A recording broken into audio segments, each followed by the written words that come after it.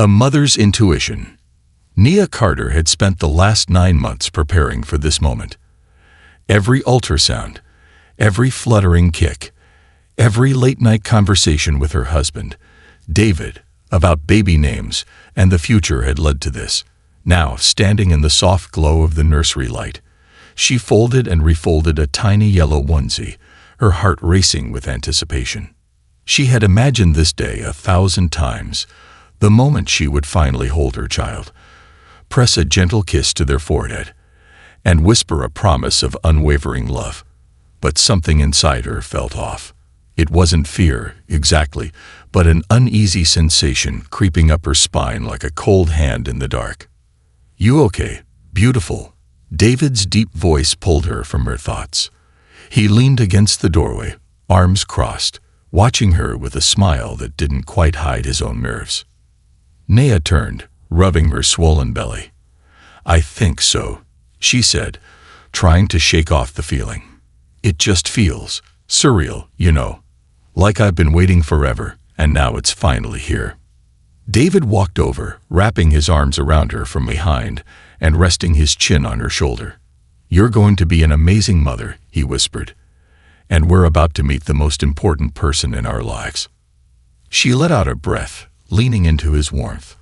"I hope so." "You don't need to hope," he said, pressing a kiss to her temple. "You just need to believe." At that moment, their baby kicked, strong and insistent. They both laughed, and for a brief second, the feeling of unease faded. The drive to the hospital. By the time Nia's contractions started in earnest, the sun had dipped below the horizon, painting the sky in streaks of orange and violet. David helped her into the car, gripping the steering wheel a little tighter than usual. "You ready for this?" he asked as he pulled out of the driveway. Nia nodded, but deep inside, the unease returned. "Something about this just feels off," she admitted. David glanced at her with concern. "You're just nervous, love. It's normal." "Maybe," she murmured, pressing a hand to her belly. The contractions were getting stronger, coming in waves that stole her breath. As they drove through the quiet streets, the hospital loomed in the distance, its sterile white walls glowing under the streetlights. The parking lot was eerily empty for an evening shift, and a strange chill settled over her as they pulled up to the emergency entrance. David rushed out to help her, and a nurse in blue scrubs met them at the doors. "Mrs. Carter?" she asked, glancing at a clipboard. "Yes," Nia breathed through another contraction. The nurse nodded, but there was something strange about her expression, as though she was expecting them, but not in the usual way. "Something feels wrong." Inside, the fluorescent lights buzzed softly as they guided her toward the maternity ward. David squeezed her hand, whispering reassurances, but Nia couldn't shake the feeling that something was off. The nurses exchanged glances as they wheeled her into a room. There was no cheerful chatter, no warm smiles, only a thick, suffocating silence. A doctor she didn't recognize stepped in, adjusting his gloves. "Mrs. Carter, I'm Dr. Williams. I'll be overseeing your delivery." Nia frowned. "I thought Dr. Thompson was on call tonight." "There was a change in scheduling," he said smoothly. "But don't worry, you're in good hands." She wanted to argue, wanted to ask more questions, but a sharp contraction stole her words. She groaned, gripping the sides of the bed. "Let's administer a sedative," Dr. Williams said, turning to a nurse. "No," Nia gasped. "I don't want any drugs." "It's standard procedure," the nurse interrupted, already preparing the syringe. David stepped forward, concern etched across his face. "She specifically asked for a natural birth." Dr. Williams didn't look at him. "Mr. Carter, we need to do what's best for your wife and baby." David opened his mouth to protest, but before he could, 2 security guards stepped into the room. "We need you to wait outside, sir," one of them said. David's eyes flashed with anger. "I'm not leaving my wife." "Sir, please," the guard insisted, his tone sharpening. Nia clutched David's hand. "It's okay," she whispered, even though it wasn't. David's jaw tightened, but he nodded reluctantly. "I'll be right outside." The moment he stepped out, the door shut with a final, ominous click. Nia's heart pounded. Something was very, very wrong. The last thing she heard. The room spun as the sedative took effect. The voices around her blurred into murmurs, and the bright hospital lights dimmed. She fought to stay awake, to keep her focus on her child, but the drug was too strong. Then, just before the darkness took her, she heard it. A cry. Strong. Alive. And then, silence. That was the moment Nia knew something had gone terribly wrong. The silence after the cry. The first thing Nia Carter noticed when she woke up was the stillness. A cold, eerie silence wrapped around the hospital room, suffocating and unnatural. She blinked against the blinding fluorescent lights, her mind sluggish from the sedative. The last thing she remembered was the sharp prick of the needle, the heavy weight of exhaustion pulling her under, and then, a sound that should have changed her life. Her baby's cry. That single, beautiful, unmistakable cry. But now there was nothing. No soft newborn wails. No murmuring nurses. No sign that she had just brought a child into the world. Her heart began to race as she struggled to push herself upright. The world tilted slightly, the drug still lingering in her bloodstream. Her arms ached, her body felt strangely detached, but all she cared about was one thing. Where was her baby? Her breath hitched as she turned her head toward the bassinet next to her bed. It was empty. Completely. Pristine white sheets lay untouched, folded neatly as if no child had ever rested there. A scream bubbled in her throat, but her voice came out as a broken whisper. Where is my baby?" The door swung open, and Nurse Holloway stepped in, a practiced mask of sympathy stretched across her face. Her hands were folded neatly in front of her, her posture stiff. "Mrs. Carter," she said in a voice devoid of warmth, "you need to remain calm." Nia's heart pounded so violently she thought she might faint. "Where is my baby?" she demanded, her voice cracking. Nurse Holloway's lips pursed slightly, and she took a slow breath before speaking. "I'm so sorry, Mrs. Carter," she said, her tone forced. "Your child didn't make it." The world blurred around her. A sharp, suffocating pressure clenched Nia's chest, robbing her of breath. No, that wasn't right. She shook her head, gripping the sheets as nausea twisted her stomach. "That's a lie," she whispered. "I heard my baby cry. I heard them, alive." Nurse Holloway's expression remained unreadable, as if she had rehearsed this moment 100 times. "I understand this is difficult, but sometimes the mind—" "Stop," Nia snapped, her voice gaining strength. "Don't you dare gaslight me. I heard my baby cry." Her hands balled into fists as the panic surged. "Where is my child?" Nurse Holloway sighed, her features tightening in irritation. "I will have the doctor come in to speak with you," she said briskly before turning toward the door. "Wait, where's my husband?" Nia's voice cracked with desperation. "I need to see David." But Nurse Holloway didn't respond. She simply walked out, closing the door behind her with a final, decisive click. The sound sent a chill down Nia's spine. Something is very wrong. She looked at the bassinet again, a deep primal fear clawing at her chest. The sheets were untouched, too clean, too perfect, as if they had never been used at all. Her pulse pounded in her ears as she swung her legs over the side of the bed. A sharp pain shot through her abdomen, the aftermath of labor, but she forced herself to stand. She needed to move. She needed to find David. She needed to find her baby. She took a shaky step toward the door, gripping the IV stand for balance. Her hospital gown clung to her damp skin, her body weak but fueled by something more powerful than pain. A mother's instinct. She wasn't going to sit here and be told a lie. She wasn't going to let them erase her child. A missing husband. A locked door. Nia reached for the door handle and twisted. It didn't budge. Her stomach dropped as she jiggled it harder. The door was locked. Why would they lock the door? Her breath came in short, rapid bursts as she pounded against the wood. "Hello," she shouted. "Let me out." Silence. No shuffling nurses, no passing voices, no hospital beeps or distant cries of newborns. It was as if she were the only person left in this part of the hospital. Nia took a step back, her mind racing. This wasn't normal. Nothing about this was normal. She tried again, slamming her fists against the door until her hands ached. "Somebody let me out. I need to see my husband." Still, nothing.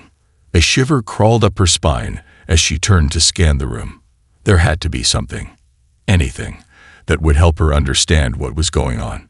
That's when her eyes fell on the nightstand. A small, neatly folded bundle of white cloth lay there. Her stomach twisted violently. She took a hesitant step closer. The cloth was wrapped tightly, like a swaddle, like a newborn bundle. Her fingers trembled as she reached out, slowly peeling back the fabric. A gasp choked out of her throat. Inside the bundle was a tiny lifeless form. But something was wrong, terribly wrong. It didn't look real. The weight was off, the proportions were unnatural, and the skin, it was waxy and cold, completely devoid of life. A sickening realization hit her like a freight train. This isn't my baby. This isn't a baby at all. It's a decoy, a prop. A wave of horror crashed over her as she stumbled back. Her breath came in ragged gasps as the truth set in. They stole my baby. A desperate escape. Nia's mind reeled as she pieced it together. The eerie silence, the forced sedation, the locked door. And now, the fake newborn in her room, left there as if to pacify her, as if she wouldn't know her own child had been taken. This wasn't an accident. This wasn't a tragic loss. This was a cover-up, a rage unlike anything she had ever felt ignited inside her. She would not let them steal her child. Her hands clenched into fists, her legs trembling from exhaustion, but she refused to stay locked in this room. She scanned the space, looking for anything she could use to escape. Then she spotted it. The ivy pole. With one swift motion, she grabbed it and swung it toward the window. Glass shattered, sending shards flying across the room. The sound of the impact echoed through the quiet hallways. Nia didn't waste a second. She stepped up onto the chair, ignoring the sting of broken glass beneath her bare feet. She peered out. She wasn't on the ground floor, but the ledge outside was wide enough. Taking a deep breath, she climbed. Her heart pounded in her ears as she balanced on the ledge. One wrong move, and she could fall. But she had no choice. She had to find David. She had to find her baby. Gritting her teeth, she inched along the ledge, the cool night air biting at her skin. Below, the hospital entrance loomed, dimly lit, eerily empty.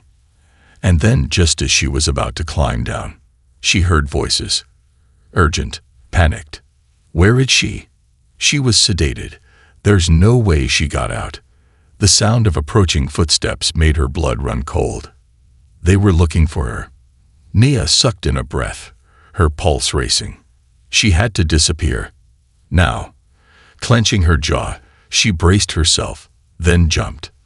The cold air rushed past her, the ground rising fast beneath her feet. She landed hard, pain shooting up her legs, but she didn't stop. She ran. Into the darkness. Into the unknown. Because no matter what it took, she was going to find her baby. The hunt for the truth. Nia Carter had never felt fear like this before. Her legs ached, her bare feet throbbed from the impact of her desperate jump, but she could not stop running. The cold night air whipped against her hospital gown, but the adrenaline flooding her system made her oblivious to it. Every instinct in her body screamed at her to keep moving, to get as far away from Westbridge Memorial as possible. The hospital lights flickered behind her as she darted into the dense tree line bordering the parking lot. She didn't dare look back, but she heard them. Voices. Footsteps. Where is she? She couldn't have gotten far. She's not supposed to be awake yet. Her stomach clenched. She had to disappear. Ahead, the trees grew thicker, the darkness swallowing her whole. She forced herself to keep moving, her breath ragged, her heart slamming against her ribs. Branches scratched at her arms, her legs, but she ignored the sting. She could not stop. Not now. Not when her baby was out there, alone.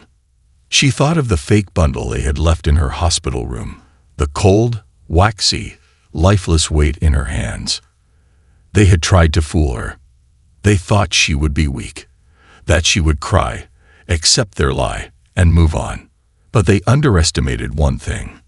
A mother always knows, and now she was going to prove it. A desperate call. Nia didn't stop running until she reached the other side of the park bordering the hospital. The city stretched out before her, silent and indifferent, the streetlights casting long shadows. She was alone. Her breath came in heavy gasps as she scanned her surroundings, searching for safety. She spotted a dimly lit bus stop at the edge of the street and darted toward it, ducking behind the shelter, trying to still the shaking in her hands. She needed help. She needed David. With trembling fingers, she reached into the front pocket of her hospital gown, praying they hadn't taken her phone. Relief washed over her as her fingertips brushed the familiar shape of the device.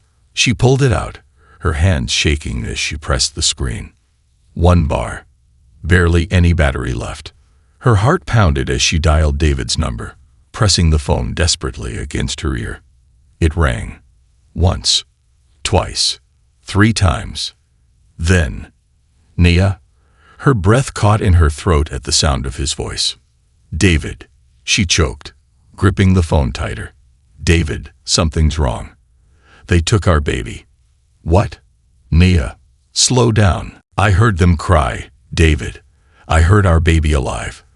But they tried to tell me. She swallowed hard, trying to form the words through the panic. They tried to tell me that they didn't make it. But it's a lie, David. It's all a lie. A heavy silence filled the line. Then David spoke. His voice was low, tense. Where are you? I ran. I escaped. She forced herself to glance around, her mind racing. I'm near the bus stop by the park, down the road from the hospital. David cursed under his breath. Stay there. I'm coming to get you. Hurry, she whispered. I don't know how much time we have. A dangerous discovery. Nia hunched down at the bus stop, wrapping her arms around herself, trying to block out the night's chill. She kept looking over her shoulder, half expecting to see the hospital's security team barreling toward her. She knew they would be searching. They wouldn't just let her go. They had gone through so much trouble to orchestrate this, to try to convince her that her baby was gone. Why? What were they hiding? Nia's hands clenched into fists. She had to find out. As she sat there, she noticed something strange about her hospital bracelet. The white plastic band around her wrist felt off. She had worn one since being admitted, but now, the text printed on it looked different. She frowned, tilting it toward the dim streetlight.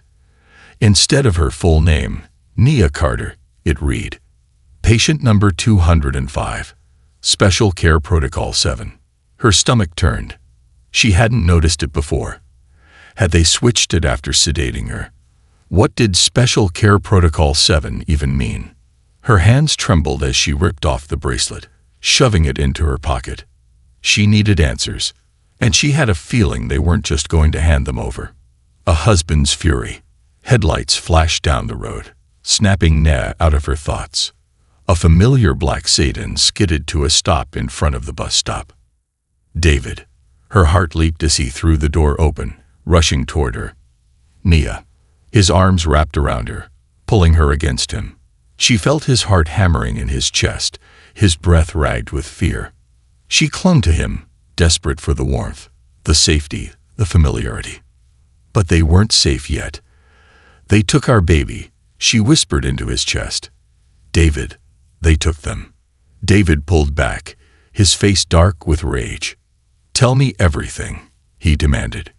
Nia swallowed hard, recounting everything. From the moment she had been wheeled into the delivery room, to the sedation, to the way they had lied to her face. By the time she finished, David's jaw was clenched so tightly she thought his teeth might crack. "They tried to tell you our baby was gone." His voice was deadly quiet. Nia nodded. "But I heard them cry, David. They were alive." And then, her voice broke, her hands shaking. Then they were gone. David stared at her for a moment, his eyes burning with something dark, dangerous. Then he turned, stalking toward the driver's seat. "David, we're going back to that hospital." Nia's stomach flipped. "David, it's not safe. They locked me in a room. They drugged me. They're hiding something." "That's exactly why we're going back," he said, his voice like steel. "We're getting our baby back, and we're going to make them pay." The drive to the truth. The car sped through the dark streets, Nia's heart pounding with every turn. She clutched her stomach, her pulse racing. "What if they already moved them?" she whispered. "They won't get far," David said through clenched teeth. "If this was just a mistake, they wouldn't have locked you in that room. They wouldn't have lied. They wouldn't have needed a decoy." Nia's breath hitched. He was right. This wasn't an accident. This wasn't a mistake. Someone had planned this. And now, they were going to find out who. As the hospital came into view, Nia felt a surge of fear. But beneath it, something stronger. Rage. Determination. A mother's unbreakable will. David reached over, gripping her hand. "Are you ready?" She swallowed hard. Yes. Because no matter what was waiting for them inside, she wasn't leaving without her baby. A mother's fight for justice. Nia's hands trembled as she clenched her seatbelt, staring at the hospital looming ahead. West Ridge Memorial, once a place she trusted to bring her child into the world, was now a fortress of lies, a place hiding something dark, something monstrous. David parked the car across the street, his jaw set, his hands gripping the wheel too tightly. His eyes burned with rage. "You sure you want to do this?" he asked, turning to her. Nia exhaled slowly, feeling her fear coil deep inside her, but she pushed past it. Her baby was in there. "I'm not leaving without them." David nodded. "Then let's end this." Breaking in, instead of walking through the main entrance, where security was likely waiting for her, Nia and David circled around to the emergency wing. David worked in construction. He knew building layouts, knew where to look for security blind spots. "There," he whispered, pointing to an unlocked side door where nurses slipped out for smoke breaks. They slipped inside silently, avoiding eye contact with passing nurses and doctors. The air smelled of antiseptic and bleach, the fluorescent lights buzzing overhead. Nia's heart pounded as they moved down the hallway. She had to find something, anything, that would lead her to her baby. Then she saw it. A door labeled Neonatal Special Care, Restricted Access. Her stomach flipped. "This is it," she whispered. David stepped forward, ready to push through. Then a voice rang out behind them. "What do you think you're doing?" Nia spun around. Nurse Holloway stood in the dimly lit hallway, her face tight with controlled anger. "You shouldn't be here, Mrs. Carter." Nia refused to back down. "Where's my baby?" she demanded. Holloway didn't flinch. "Your child didn't survive. You need to accept that." David stepped forward, his voice dangerously calm. "You're lying." A slow smirk crept onto Holloway's lips. "You should leave before you cause more trouble." Nia's rage boiled over. "I heard them cry," she seethed. "I felt them kicking inside me hours before you drugged me. You tried to convince me that they were gone, tried to make me believe I was crazy." Her breath came in hard, fast bursts. "But I know my child is here." Something flickered in Holloway's expression, a sliver of unease. Then, before Nia could react, Holloway pressed the red security alarm on the wall. The shrill sound pierced the air. Within seconds, footsteps thundered down the hall. Guards, coming straight for them. "The truth comes out." David grabbed Nia's hand. "Run." They burst through the doors of the neonatal ward just as the guards rounded the corner. The room was dim, lined with incubators and cribs. Tiny newborns lay sleeping, their soft breaths filling the space. But Nia wasn't looking for just any baby. She was looking for hers. Her heart pounded as she scanned the name tags, each tiny wrist wrapped with an identification band. Then she saw it. A crib near the back, hidden behind medical equipment. The tag didn't read Carter. It read Baby Reynolds. But Nia knew. Her fingers shook as she reached down, peeling back the blanket. And there it was, the birthmark. The tiny heart-shaped mark she had seen in every ultrasound had traced with her fingers in her dreams. Her breath caught in her throat. A sob broke free. "David, it's them. Our baby." David was already by her side, his hands trembling as he stared at the tiny face. "Oh my God." Then, the doors slammed open. A mother's will versus a corrupt system. Guards poured into the room. Holloway stalked forward, her face dark with fury. "You don't understand what you're doing," she snapped. David pulled Nia behind him, his voice sharp. "We're taking our baby, and we're leaving." Holloway laughed. The cold, cruel sound. "You think it's that simple?" she sneered. "Do you know who you're up against?" And suddenly, Nia understood. This wasn't just about her baby. This was bigger. This was about stolen children, falsified documents, and an entire system built to prey on vulnerable mothers. Her baby had been marked for adoption. Someone powerful wanted them. And Nia, she was supposed to disappear, her hands clenched into fists. "I don't care who you are," she spat. "I am taking my child home." She reached for her baby. And alarms blared. The final stand. In the chaos, David lunged. He shoved one guard aside, sending them crashing into a cart of medical supplies. The room erupted into shouts. Nia clutched her baby, holding them tight to her chest. No one, no force in the world, was taking them away again. Then, a new voice rang out. "Everyone stand down." The room froze. A man in a gray suit strode into the room, his badge gleaming under the fluorescent lights. FBI. Behind him, more agents poured in. Holloway stiffened. The lead agent's eyes swept across the scene, landing on Nia, David, then Holloway. "We've been investigating Westbridge for months," he said coldly. "Illegal adoptions, infant trafficking, corrupt officials."